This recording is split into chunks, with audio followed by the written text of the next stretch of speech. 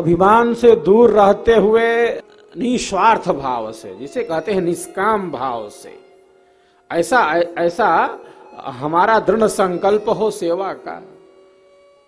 मेरा मुझ में कुछ नहीं, जो कुछ है सो तोर, और तेरा तुझको सौंपते क्या लागे है मोर। अनंत अनंत जन्म और जीवनों से भोगते ही तो आ रहे हैं। अनंत अनंत जन्मों से नाना प्रकार के सुखों को, दुखों को, भोगों को, पदार्थों को, संबंधों को भोगते ही तो आ रहे हैं। जैसे नदी में लकड़ी का टुकड़ा बहा जा रहा है, नदी में लकड़ी का टुकड़ा बहा जा रहा है, कहां जाएगा ये टुकड़ा? जल के प्रवाह के साथ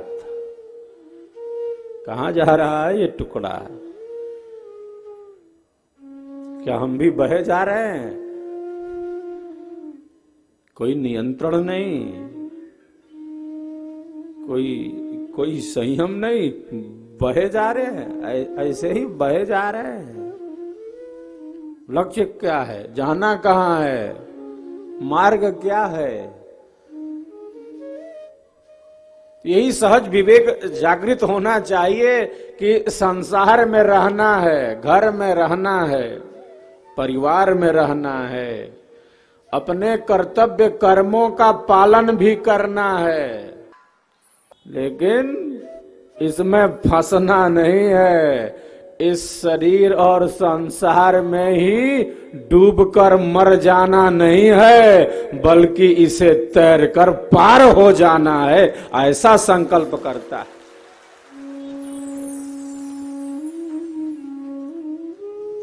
ये संसार डूब मरने के लिए नहीं है, ये तैरकर पार हो जाने के लिए, ये तो उस पार जाने के लिए है। ऐसा विवेक एक साधक के अंदर होता है। कोई भी दुर्गुण मुझे परास्त नहीं कर सकते। अनंत अनंत जन्म और जीवनों से नाना प्रकार के सुखों दुखों को भोगता आ रहा हूं, और यह जो वर्तमान जीवन है, यह जो वर्तमान जीवन मिला है, इसे यूं ही नहीं गंवा सकते, बल्कि जीवन का परम लक्ष्य सिद्ध होगा, आत्मा का कल्याण होगा, परमानंद की प्राप्ति होगी, आत्मा का उद्धार होगा। ऐसे ही दृढ़ संकल्प के साथ एक साधक आगे बढ़ता है। आए हैं संसार में तो सुख दुख है, संसार में आए हैं तो मिलेगा, परिवर्तन इसका नियम है। कोई वस्तु यहां स्थिर रहने वाली नहीं है, सब कुछ बदलने वाला है। मित्र प्यारे सोच देखो, विश्व में क्या नित्य है। दृश्य जो विचित्र भासे, वह सभी अनित्य है। जो आज देखो कल नहीं, जो कल रहा सो अब नहीं। प्रकृति का यह खेल है, प्रकृति का यह खेल है। क्षण क्षण बदलता सब सही, क्षण क्षण बदलता सब सही। यहां तो परिवर्तन है साहब। ये सुबह है तो शाम है, ये दिन है तो रात है, ये सुख है ये दुख है, ये गुलाब का फूल है, इसमें कांटे लगे हुए हैं, ये धूप छांव है, ये सुख दुख है, ये कर्म बंधन है, कर्म फल है,